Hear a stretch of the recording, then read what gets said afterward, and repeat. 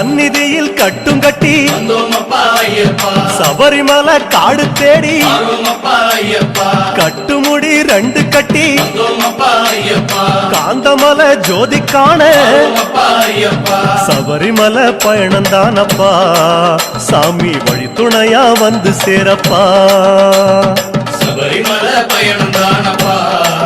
சாமி வழி துணையா வந்து சேரப்பா குருசாமி கால